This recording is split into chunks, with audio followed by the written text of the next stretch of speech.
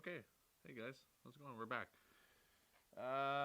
So tank's out, dropped it off, just like I was saying in the last video. Next thing I gotta do here is basic maintenance stuff. So first thing I want to start off with, I'm gonna find a way to scrape away at it here, but pop the front here. As you can see, she's out. The surrounding area, I took out the mat. The surrounding area around the tank is all gummed up. So what there's supposed to be is a seal that goes around it, like a little foam seal. I'm pretty sure mine is basically deteriorated. If not, it's like scum, like dirt.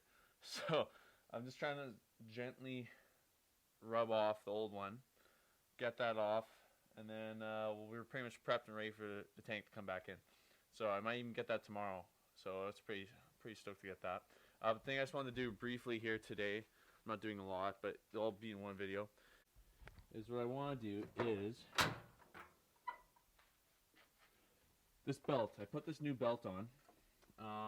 As you can see, it's very too tight here. So I gotta put some. I never put in new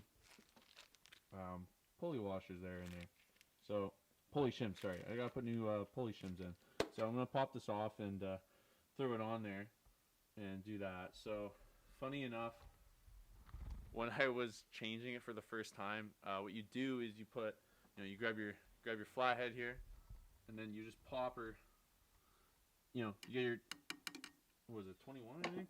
Yeah, it's a 21 mil on there, and then you stop the pulley by jamming this in there, and there's should be a tooth there, something there to hold the screwdriver. So I was doing that, and I was getting nice. It was really tight. It hasn't been taken off in years probably, and it broke loose, and I smashed my head right into the pulley. I was pissed. So that was just part of the fun of working on cars, I guess. That's the blood, sweat, and tears that you get. So that one hurt. I was pretty mad. I was done for the night. I just went in. I didn't do anything else. So I'm just going to pop her off real quick here and not hit my head. And we're going to add a couple shims to it. Right on.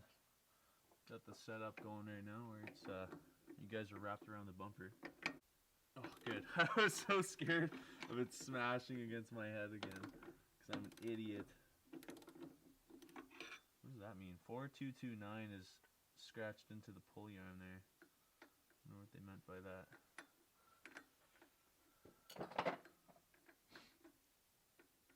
Pop this baby off. I don't even have any spares, man.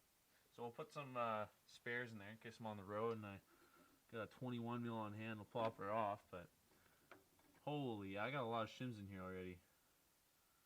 Do I need to take away shims? There's already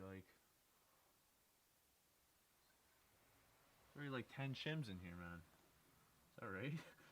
So another thing is, once the new belt stretches out a bit, I'll actually have to take away more shims eventually too. So let's just go and take out like 4 shims. 1, 2, 3, 4. So I gotta do the valves next. Valve adjustment. I don't know why I'm nervous on doing that one too, because I've done that before on a 1600, but I've just been procrastinating it, not gonna lie, guys. Come on. Like right now, I'm rushing this. I don't know why. Why are we rushing? I just want to drive this car so badly. Okay, what the frick? Yeah, I finally got it, guys. It's been like 10 minutes of me screwing around to make sure the thing lines up and figuring it out. Just turning it over. Finally, it's got the right gap there. It's just at the top, a little bit of lip there. Yeah, I can't turn it 90 degrees. Ooh, it's still kind of tight though. There's not a lot of play in this.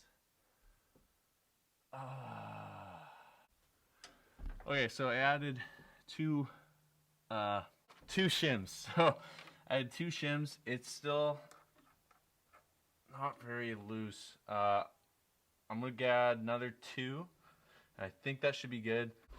Okay, so I called the guru Mark to ask him about the belt. because I had it way too tight, as you guys saw. This doesn't matter as more as the actual tension on the belt, because you said it uses more horsepower the tighter it is to turn it, obviously, and then you wear out the generator. So this is pretty decent. They say a centimeter to 2 centimeters. I can turn it over. I haven't fully tightened it. I'll do that right now. Ooh. My knees, man. I feel like I'm working on Porsches again. Frick. Tighten this up. Nice and firm. Okay.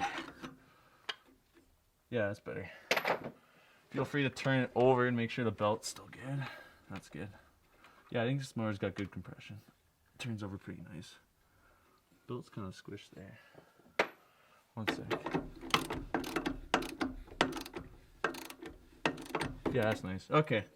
That is done. Next we'll do the valves in a day or so.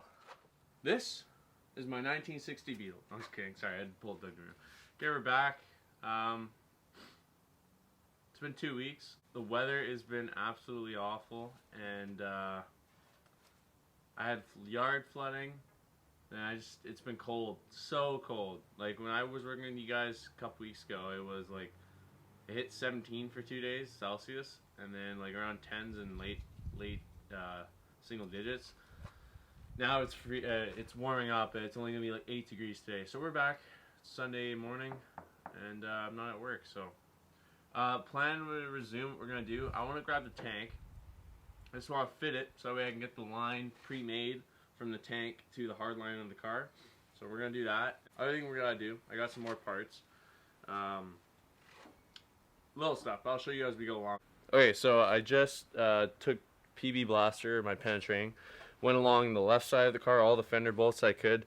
They're all pretty much undercoated, so I'm gonna have to chip away all the undercoating to really get at the bolts when I'm trying to prep the car to take the body off the pan, right? So that's gonna take some time. I'll do the right side later or whatever, but I did the left side here as best I could with the undercoating. The other thing I'm gonna do right now, so I got this new part here, or not part, but piece we'll call it. Collar fuel line through chassis. So where the chassis hard line goes through, these little rubber collars, mine were disintegrated, so I got both. So I'm gonna put one of those on there. There you can see the tank on top, and then the hard line coming out of the car there. Okay, so you can see the hard line coming out of the car chassis there. So that little collar is gonna go around that. I'll put that there. You can see the tank, so I gotta make a piece of hose that goes there. Okay, so there's that little rubber piece there now on the fuel collar, so I got that. That's on, good to go, so we'll put the rest of it on there. Other thing I'm going to do is, I know most people say to change the whole fuel line, it's best obviously. After looking at the tank, I don't think the sediment's going to be that bad. If it does, I got to keep changing filters, so be it.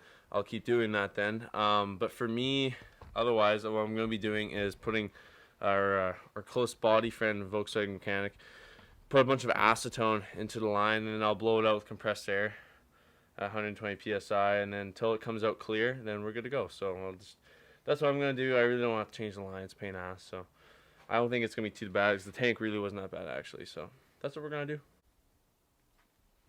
Alright, as you can see, she is there. So I got that one in. It's got a little bit of a curve to it, but it's the only way you can link it up from the tank to the hard line, but it's not as long and twisted as the other one. You can see it's pretty, I have it pretty horizontal in the middle, so hopefully gravity fed, it will draw enough gas out of that. Should be no issue. So I can take the tank out, put it back in my basement, put it in a bag, keep it from getting corrosive or rusty.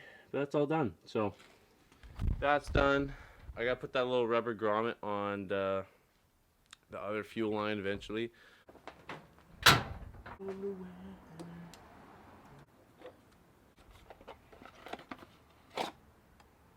New distributor cap, lock up the wiring, put this one back on. These are all new plug wires too, I did in the fall, so in case you're wondering, they have been done. So I'm just matching up the order, and that's it.